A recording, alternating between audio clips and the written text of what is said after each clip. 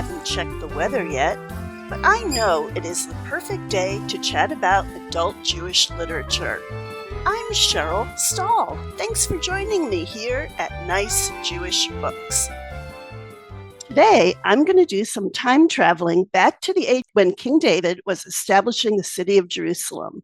Our guide today is Jay Bailey, author of Blood of the Birds. Welcome, Jay. Hi, thank you. It's terrific to be here with you. So please tell me about your book. Sure. Well, it is a work of biblical historical fiction.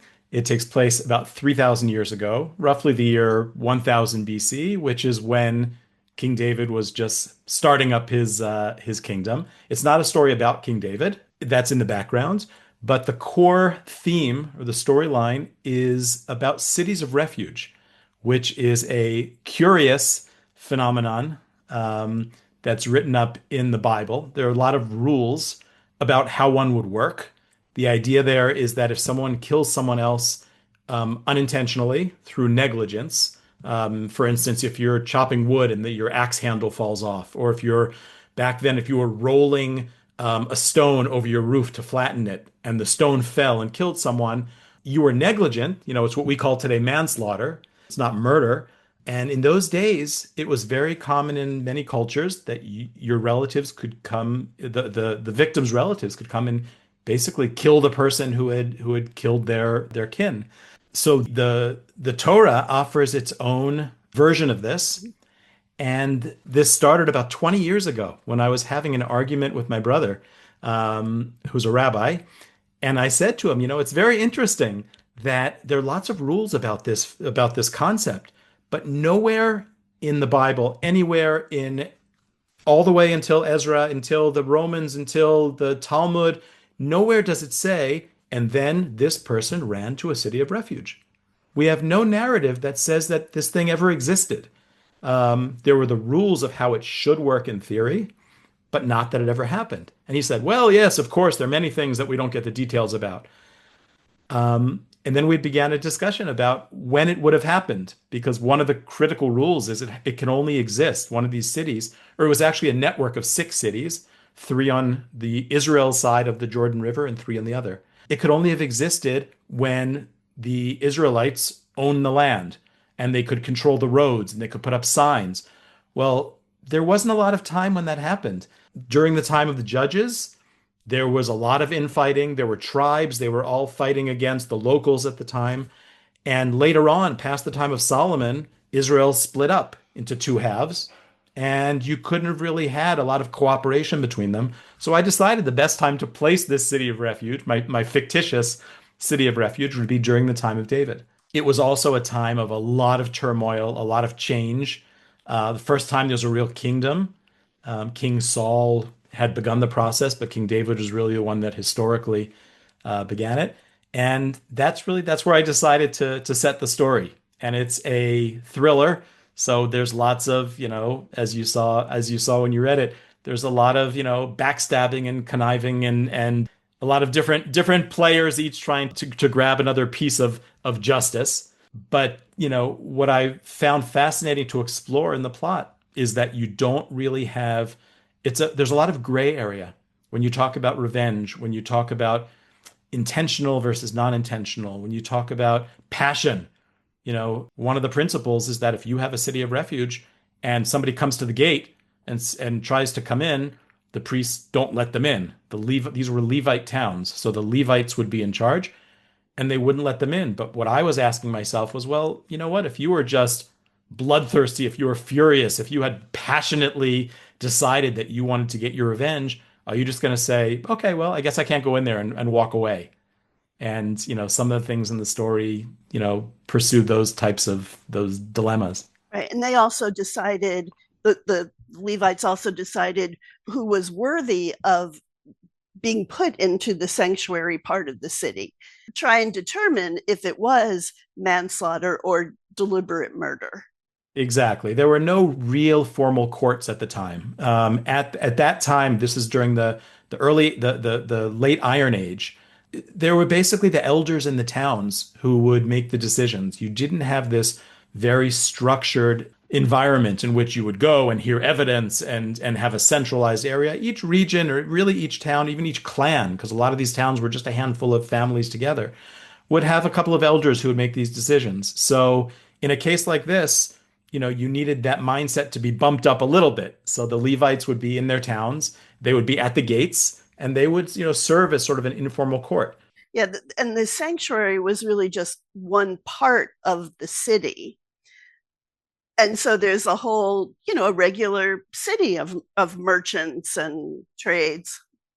Well, that's the way that I created it. Exactly. Well, that's the way I created it because I decided that there's no way that you're going to take an entire town and somehow make it all the sanctuary because you couldn't have commerce, right? You couldn't have people coming in, buying and selling. You couldn't have a town running as it normally would if anybody could walk in and out and they could have a dagger, tucked under their belts. So the way that I envisioned it, and this is completely my creation, but I think that it's very, very logical and very probable this is how it would have worked, is that I have what we call in the story the quarter. It's a section, as you say, that was sectioned off, and it was the protected part. And some of the dilemmas even that come up with that, get played out throughout the plot. In the end, for instance, they're discussing taking the marketplace and putting it outside the gates. We know archaeologically that there were places like in Beersheba in the south that we see two sets of ancient gates from the Iron Age. And in between those two was a wide open plaza. That was probably where they would hold the market area so that the inside of the towns could still be secured.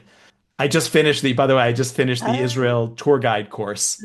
And through studying really a lot of the last minute additions and changes and enhancements to the book were due to things that I saw on the ground. I was literally walking in the places that I was writing about, and I could actually see how these buildings would have looked and what the layouts were and where the roads were and things like that. So a lot of the nitty-gritty details came from that experience, which really, I think, enhanced the whole process and has really kind of set me on this path of biblical historical fiction. yeah, that's amazing. Of course, in North America and Southern California, where I am, there's also millennia of civilization here and peoples who lived here, but without those Sure. stone structures that have survived. So, Right. there's history. Right. It's just not as Yeah. touchable as it is in Jerusalem. Right, right. And also you have, we have a written record um, of some of these. What's nice about biblical historical fiction I've found is that if you take the entire Torah, the five books of Moses, if you remove the stories, right? The stories that we all know, the Abraham, Jacob, Joseph, Moses, we take out those stories. And if you remove all the discussions about things like sacrifices and the way that the tabernacle was built, what you're left with is actually a very, very narrow sliver of actual laws. We talk about the Torah as the Bible as a law book, but at the end of the day, these laws are thrown out usually in one sentence at a time. They're very narrow, very limited, and you can really envision so many different ways that they play out. So this was one of mine, that I really liked, but I found, over time, I found another dozen, that are just listed there kind of superficially, and that later on oral tradition, the rabbinic tradition that happens, from, the time of the Second Temple and way forward, expanded on and really, turned into much broader scenarios. But in the actual original text, there's a lot to work with. And you can use it as a guide to what you want to explore. And a lot of these things don't have answers. So you have a lot of latitude in terms of how you want it to play out. You're not going to have people challenging you and saying, there's no way that what there. The truth is, the religious, a right-wing religious reader may have questions, and he may say, "How can you have them hunting birds? Because it's forbidden to hunt birds." But, I think there may have been scenarios where observance was a little bit more flexible back then. Archaeologists may say, "Oh, you can't prove that any of these things happened that were written up in the text." You're going to have extremes, but in the middle, there's really a lot of play. Yeah, absolutely. As a reader, I really connect with characters. Yeah. So I love the backstory, I love the Hmm. history, but I'm a character driven person. Hmm. So I want to get to the characters in your book. Absolutely. So we start with Miron. Yep, Meron. So we start with Miron, who's a young man or youth in a little settlement northeast of Jerusalem. And his father is killed, maybe by accident, maybe Hmm. on purpose, by a man named Paltiel. Hmm. And Miron's brother sends him kind of on a quest to wreak blood vengeance against Paltiel. Right. He's a shepherd. He's a nice little kid from from Yep. the valley. Yeah. This is a big thing to go and kill a violent person. He meets up with a tribe of brigands, highway robbers, Yep. led by the Philistine Taga.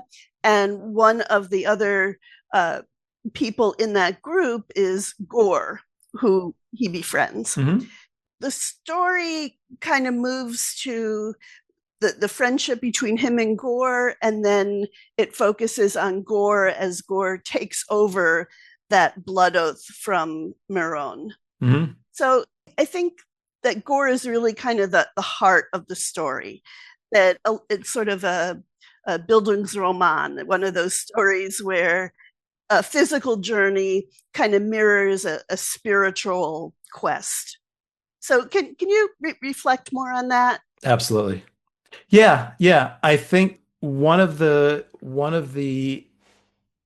things that I wanted to do, again, a lot of this, some of this came from the research I had done before, and I had started this almost 20 years ago. So I did a lot of research. This is a lot of it was before serious internet research was possible. So I have a whole shelf of like books and stuff, believe it or not. I'm a librarian. I believe it. Exactly, exactly. And and printouts and things. And one of the things that fascinated me about this time period, and I really got a crash course in it during the tour guide course just now, was that it was a time of radical change when people were moving from kind of tribal, informal, super flexible lifestyles and moving into towns or cities. Um, and Gore himself, actually, in his backstory, his mother was a temple prostitute, and he was going from the ultimate in sort of groundless, high risk, I don't know where I stand type of stature into sort of looking around and finding himself. So he meets a girl with her who lives with her father, a priest, in the forest. He meets people living, he meets shepherds who he helps out at some point later on, who are centered in the city of refuge that he eventually gets to. And as he's going through this process, he's starting to realize that, you know what? The world around me is changing and it was literally happening in this generation, right around the time, during the time that David is turning Jerusalem into, a capital. What's a capital? That the Israelites never had capitals. They lived in tents, then they were in Egypt, and then they were in the desert, and then, none of these things were familiar to them.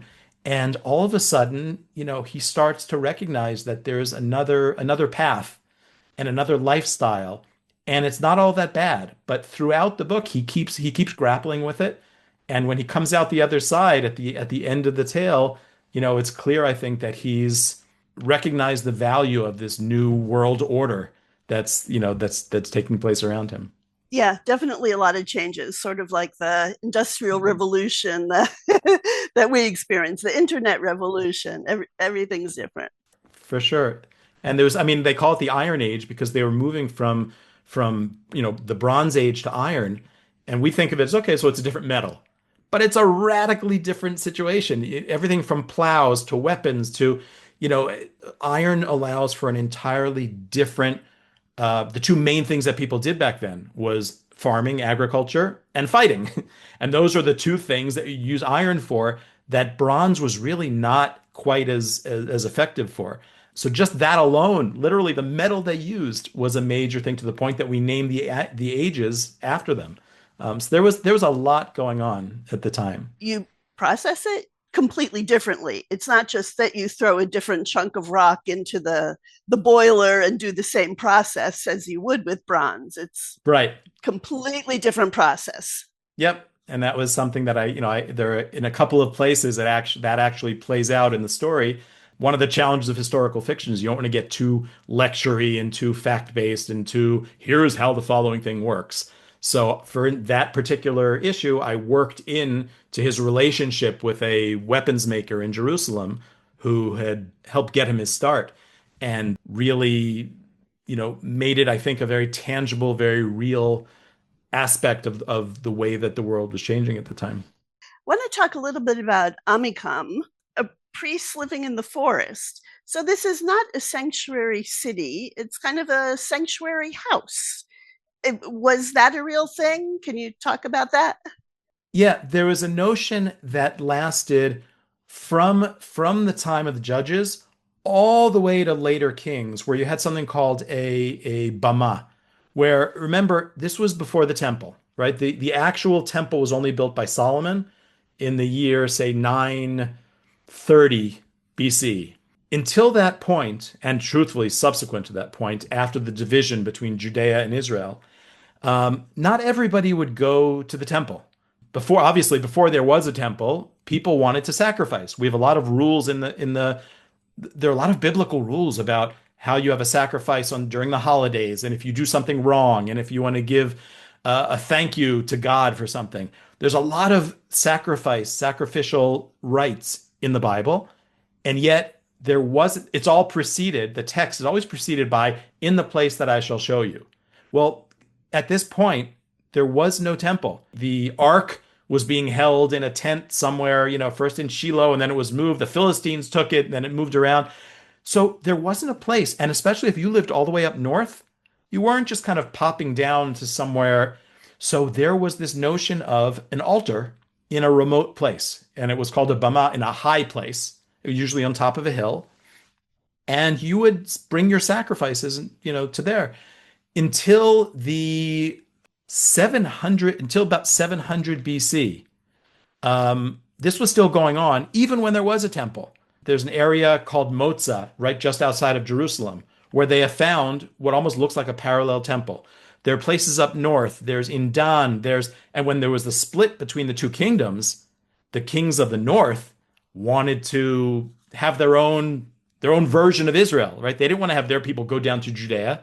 So they actually made these mini temples and sacrifices and altars. So that idea of having a place where you could sacrifice, where you could have a religious experience that wasn't in this centralized place was actually very common, both among the Jews and, frankly, among all of the other, religions and cultures at the time, to the point that the Jewish altar has four horns on its corners. Almost every other culture that had an altar type model had very, very similar designs. There are a lot of parallels there. So yeah, it was very common. And the Levites living in a Levite town, the one thing is basically the Levites were the one tribe that were not given a piece of the land of Israel, right? All the different tribes were assigned different areas, and the Levites were supposed to be teachers and sharers and educators, and they would move along different areas. They had their own cities, but they also were meant to be embedded among the people. So in this particular model, especially this early on, before there were, formal structures, there was no temple for the Levites to be serving in at the time. So all that they had to go on is to be the spiritual guides, the educators, and the sources of places where you could have this element of refuge. And as long as you had, an altar somewhere, in here, Amikam has an altar in his courtyard, and it's not a big fancy thing. It's not, but in the story, somebody comes and uses it because that is an area that is a symbol among, every culture at the time of sanctuary. So you mentioned that the Philistines took the altar, and that was fascinating. So you mentioned several stories of what happened to the towns who were holding it. and it seems straight out of Indiana Jones. So, can you talk a little bit about the fate of those towns? Yeah, I mean the story, and I have because I agree with you completely, and I think it's a fascinating passage, and it's buried there somewhere in the book of Samuel someplace. And by the way, this is one of the reasons that I like this time period, that I like biblical historical fiction, is that most people don't pick up the book of Samuel and read it, right? It's all very old and very ancient and it's very academic and to be able to tell these stories in kind of a fictional way and to be able to still get these messages across, I think is a really nice thing and it's a way to get people kind of oriented to some of these, ancient stories that are part of our culture. But anyway, the ark itself was usually sent out as, in the at the head of the army in order to symbolize, God is here protecting us. It happened all the way back with Moses when he was fighting the Amalekites, and then all the way through when they came into Israel. There were several battles where they brought out the ark. The problem is that it's a very high value target, as we say, and in the battle of Ebenezer, it was captured. And the short version of the story is basically the Philistines took it, put it in front of their temple, danced in front of it, and the next morning, according to the text, they found that their god of Dagon, who was their fish god, basically, his giant statue was found on the floor with its head cut off. So it couldn't have even been, and its hands cut off. And they blamed the people that were in charge, that were guarding it. And they said, okay, this must have been a freak thing. It just fell over. The next night, they righted the statue or whatever. The next night, it happened again. And they started getting very nervous. So they shipped it off to another town, to one of there were five ancient Philistine towns at the time. They sent it to the next town. That town got a terrible case of hemorrhoids and was very uncomfortable and realized that this happened the day that this thing showed up. Long story short, it was passed around for a while until the Philistines said, we don't want this anymore. And they sent it back to Israel. They sent it actually to Beit Shemesh, which is the current, Beit Shemesh is a town that we still know of here in Israel. It's right in the center of the country. It stayed there for a while. Then it was moved to a place called Kiryat Yearim, which is just outside of Jerusalem today on Highway 1. And it stayed there for a while. And then eventually, David, when he was told by God that he was not going to be the one to build the temple and that his son would, he said, at the very least, let me bring the ark closer. And he bought the threshing floor at the very, very top, which is today where the temple is built. And he had it brought in, and it was dancing and music, but it basically sat there under a tent, not really used or accessible because there wasn't a temple for it that was worthy of it. So it sort of sat there, so it's a very dramatic story. And it's too good to not, so I have it it's as a nighttime tale that he tells some of out of towners who he meets up with on the road at some point. Mm-hmm. And it's one of the few places that I kind of have someone really going on and giving sort of a lecture because it's a story that I think is just, it's fascinating. Yeah, it was so much fun. So Yeah. your work centers really on men. Presumably Yes. there were women at that time, and a couple are mentioned. So can you talk about the women that you have in your book and the role of women at the time? Yeah. Look, I have two strong women characters in the book. They're really two primary women characters, and both of them are looking around at their environment, not completely happy with what it is, and are doing something about it, without getting into too many spoilers. Um, the issue is, first of all, let me get this out of the way. I think women should rule the world. I wish every head of every state around the planet were all run by women. I wish CEOs were all. When I was in high tech, I hired women exclusively. I'm a big women fan. Okay.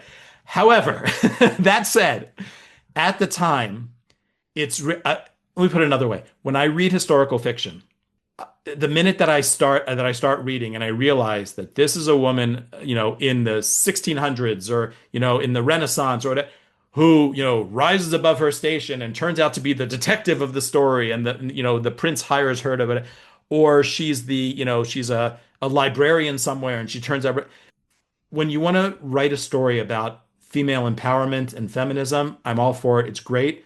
when it's modern times. The further back you go, the less probable it is.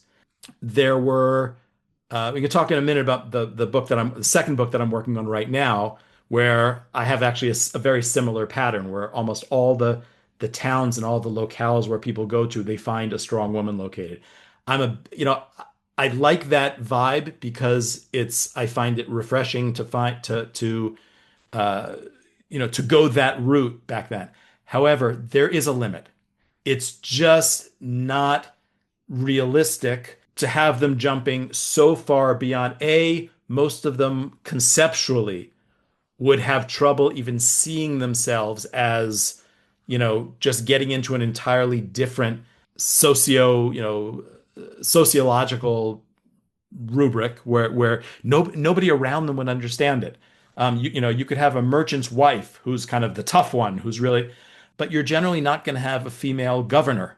She's not going to run around and get people to vote for her, and then she becomes. We don't really have any history of that happening, either biblically or even in Roman times. When you look through all the way that far, and obviously, I mean, it's ridiculous, but we could go all the way up to to a couple centuries ago, where before women could vote, before there are definitely cultures that did embrace, there were women pharaohs, right? One of the greatest pharaohs of all time was a female. The last Hasmonean leader was a woman. Her husband died, she took over, and it was the best time period for Jews in Israel in that time period after the Greeks.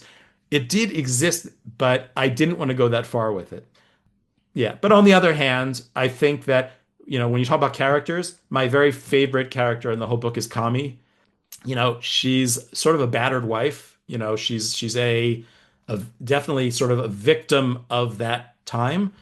But as the story plays out, we see what she does with it, and there's sort of an emboldening and some real courage behind her. So, I like to go up to the limit, and in the next book that I'm working on, I really get very close to that limit, but I want to keep it realistic. All right, great. All right, so you mentioned, well, obviously you've done a ton of research. So were there things in your research that surprised you?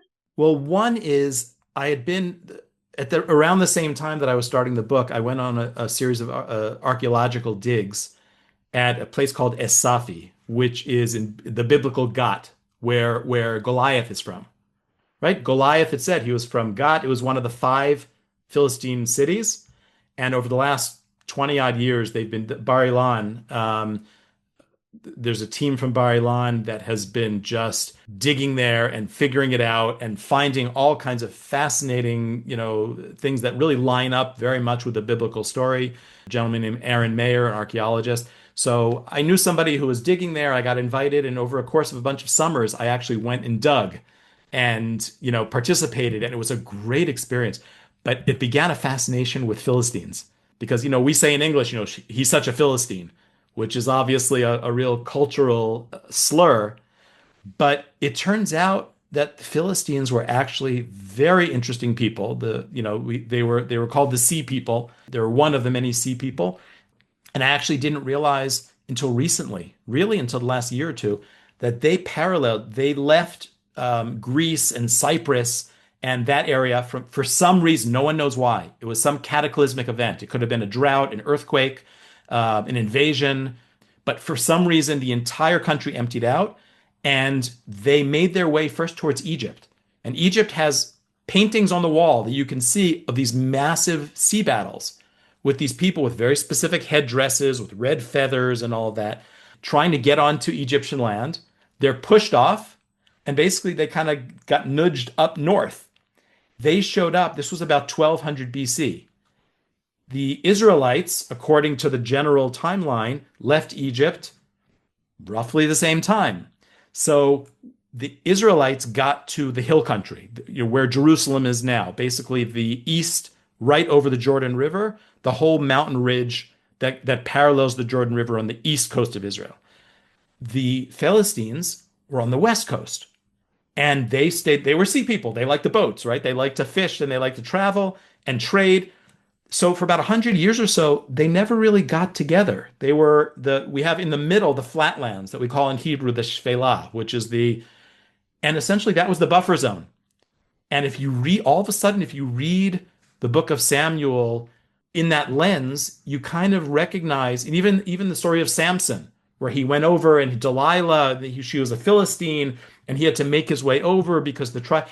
It all when you study this even a little bit, it puts it all into perspective. So as I was doing this research, I was getting deeper and deeper into the Philistine story and who they were, and they find their artifacts, and essentially look Greek. They look like Greek pottery.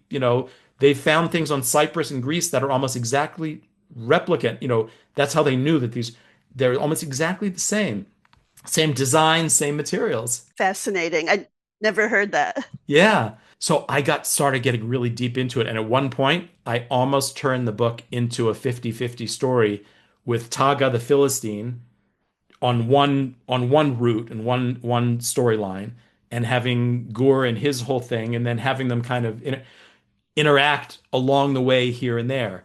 I had to cut it back because it was getting a little bit too bloated. I wanted to have a little more focus on the city of refuge theme.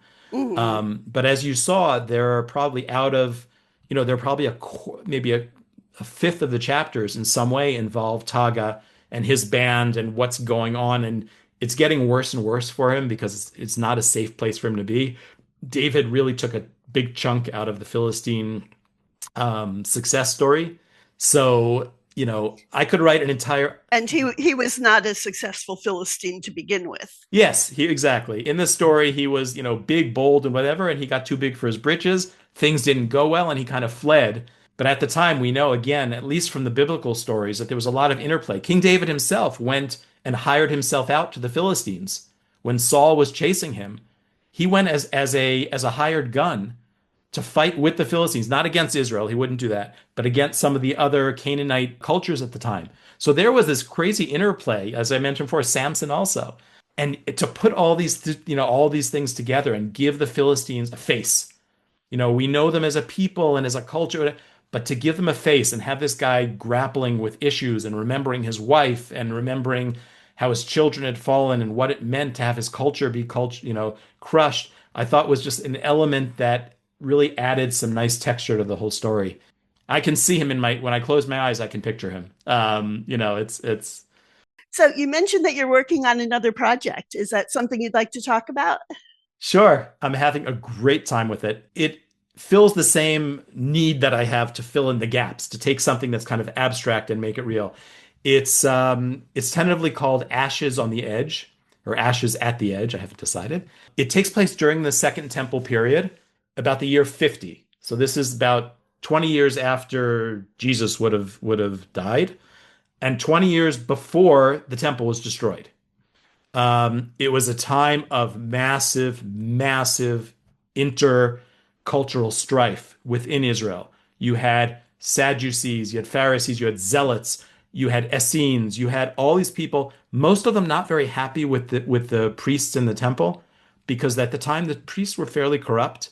The Romans were basically bossing everyone around. At the time, believe it or not, the Romans were choosing the high priest to work in the temple. I mean, and there was a lot of cultural assimilation. There was a lot, the Zealots would carry the Sakari, which was an offshoot of the Zealots, the ones who ended up going up to Masada. They'd carry Sakari means a knife. They would carry knives in their belts, and during like crowded market areas, they would go and they would stab and kill someone and run away based on the person being an assimilationist, taking on all these Greek and Roman cultural things. So, just like the David time, where there was a lot of change happening and I wanted to explore that whole issue. On my tour guide course, we went to visit Qumran along the Dead Sea, Mm-hmm. right where the Dead Sea Scrolls are. And it was really clear very quickly from our guide who was teaching us that there's a lot of questions out there, who the Essenes were, if the scrolls that we know of reflect exactly the people there. Josephus and a number of other historians write about these people, but Josephus says they were scattered among the cities of Israel. So they weren't just at the Dead Sea.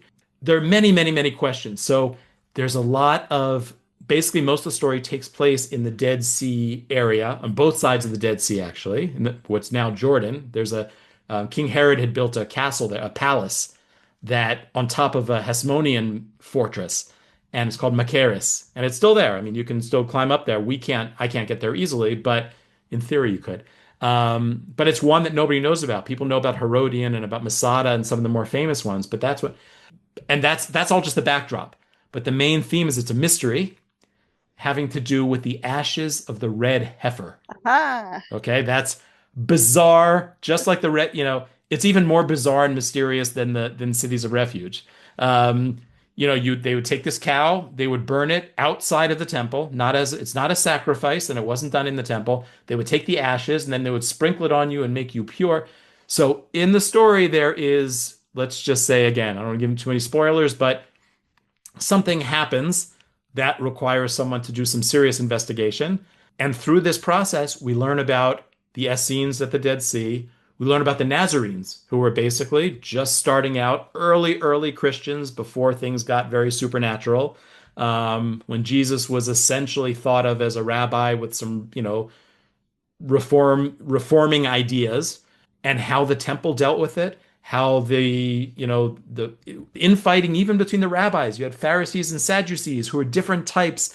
And then on top of it, all the Romans who were just not a lot of fun. right. So the difference between that story and the Blood of Birds is that in the Blood of Birds, I had a lot of latitude because we're dealing with the book of Samuel, right? The main historical source that I'm using is a biblical book that's, was written way after the time by people with an agenda. You can take anything with a grain of salt, right? With Romans, we know what coins they used. We know, in the Blood of Birds, they didn't use coins. The coins showed up in the year 400 BC. So I had to use, ingots or pieces of silver, or all of a sudden we know what coins they used in Roman times. We knew how their parties looked. We knew from all of their historians documented in excruciating detail what life was like in 50 AD. So I had to do a lot of research on each piece, on artifacts, on culture, on personality types, on the different levels of Roman soldiers. Um, and then, of course, all of the hypothetical stuff about the Essenes that we don't really know about, Right. how the temple worked. I mean, the second temple, the Talmud talks about it, but is everything there, exactly, So essentially, it's the same general mode, but it's taking a lot more work to make sure I get all the details right. Also, it's a mystery. So as opposed to the Blood of Birds, which is a little bit more kind of, plot voyage based, journey from step to step, from scene to scene. Here, they're trying to actually solve something and figure something out. And at the same time, like the Blood of Birds, there are a couple of characters that are starting to have their eyes opened about what's going on around them. And here, and again, mini spoiler, but they're priests. So these are the two sons of a very prominent priest, and they're starting to look around and realize, oh my gosh, there's some stuff here that really shouldn't be the way. So again, without making it lectury and without trying to make it very, I'm trying to play it out through the plot. And it's every time I finish a scene, I look back and smile. It's flowing, the complexity to make a story like this, which has so many moving parts, not feel overly complex is a real challenge on its own. And I'm having a great time. And I'm hoping to have it ready by the summer. That's wonderful. I look forward to reading that when it comes out. I just wanted to throw in the title, "The Blood of Birds." The birds refers to the men in the sanctuary, in the sanctuary. Right. Right, because the way I thought about it is the birds, just like a caged bird, if you have a bird as a pet, are you capturing it against its will? If you open the door, would it fly away? Or are you protecting it? Because right now, if you had a cute little parakeet and you let it out the window, the chances are it would get eaten by whatever is flying around next to it. But it's the nuances is that really everything in the story has two sides. There's a lot of gray area ethically and morally. He takes on someone else's blood vengeance. Are you allowed to do that Biblically, you're not really allowed to do that, but it's just like he feels like he needs to. People are doing things throughout the story that you kind of wonder if it's, and I tried to keep those nuances very open. It's one of the things that people have commented on the most. The readers who've written to me said that they just like the fact that there isn't even a serious villain. There's someone in the end who ends up being the most villainous, character in the story. But the story isn't about one person being evil and one person being good. It's sort of the dance between the two in a lot of different ways. Right. I want to give you a chance to have a soapbox moment Okay. Okay. to put out a call for tikkun olam, for repairing the world. What would you like to call for? The entire notion of a city of refuge is the power of it is that in other cultures at the time, it was a lot different. If you killed somebody else, the Hittites would allow you to buy off the family. You'd pay the money and it would go away. The Babylonians, the state would actually pay the people. In Greece, they would exile the person. In our culture, in one of the big differentiators in the Torah's version of all this, is that we value human life in a very, very serious way. And we recognize that even if it was an accident, and even if the person feels like he should be able to just chase after you and kill you, as everybody else did in that part of the world at the time, what the Bible says is stop, take a breath. The person is allowed to go to the town, be judged quietly. The avenger can come and talk to them. The avenger then would see that the person was kind of being put in jail and limited, right? He wouldn't be with his family, he wouldn't have a business. There would be an element of punishment, and yet the person wouldn't lose his life over an accident. And I really think that it's one of the things that it's a message that is as clear today as it was back then, that when faced with something either actually violent or just conceptually violent, and obviously social media is the easiest target here. We're all guilty of it, right? You see something that you don't like on social media and you jump in and down somebody's throat. We're so quick with the critiques. We're so, we know that we're right. And so often it's nuanced or there's gray area, or you can't say this is right and this is wrong. This person's guilty, this person's innocent. And in terms of tikkun olam, I would just say if you give that some thought and you contemplate the place that a city of refuge has in the world of murder and justice and vengeance, it's just a nice reminder that we have to appreciate the gray area. We have to appreciate the fact that everything isn't hard black and white, and we don't necessarily have not the right, but we don't have there's very little value to using anger and snap judgments as a first resort. And it's the kind of thing that can just make a difference across the board. When I was in high tech, we used to all email each other when somebody had an idea that just wasn't we didn't like whatever, and we'd all snap at each other. We'd CC everybody else, and it was like this common thing. Maybe it was the beginning of email. This was 20 years ago, so maybe it was just we found this way of being able to say what we wanted to say to everyone. And at one point, the CEO brought us all in and he said, guys, if you wouldn't say this to somebody face to face and you wouldn't just pause for a minute, think about what you're saying, and decide whether it's easier to walk into someone else's office and have the quiet conversation rather than saying, no, I don't know where you came up with this idea. Mm-hmm. And it changed my entire approach to communications ever since. And I think that it's a great trigger that I hope, people could take away from all this. That's wonderful. Thank you for sharing that. Yeah. So, if someone would like to contact you, what is the best way? Yeah. Well, first of all, I have a website set up. It's called jbaileybooks.com.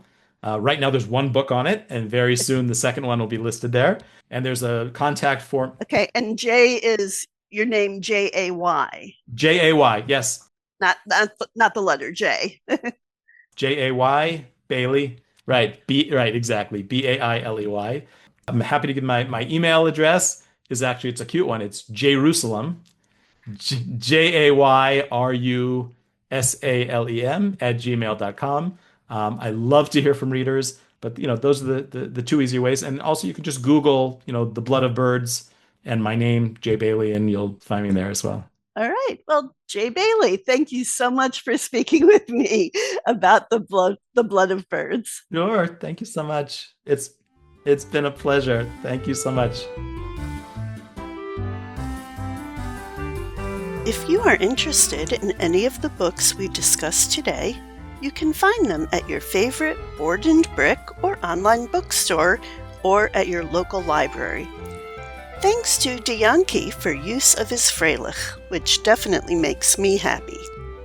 This podcast is a project of the Association of Jewish Libraries, and you can find more about it at www.jewishlibraries.org/nicejewishbooks.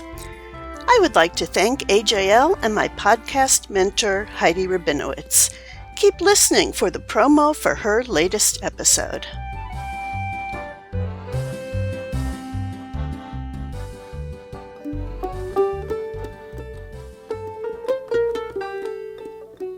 Hi, my name is Richard Ho. I'm the author of A Flame Burns On. Hi, my name is Allison Goldberg. I'm the author of The Remembering Candle. We'll be joining you soon on the Book of Life podcast. We'd like to dedicate our episode to anybody who's celebrating the memory of a loved one, or to any parents or educators who are trying to help a child through a loss. If you are remembering someone, we hope your memories bring you comfort. May their memory be a blessing. The Book of Life is the sister podcast of Nice Jewish Books. I'm your host, Heidi Rabinowitz, and I podcast about Jewish Kidlit. Join me to hear my April 2026 conversation with Allison Goldberg, author of The Remembering Candle, and Richard Ho, author of A Flame Burns On, at bookoflifepodcast.substack.com.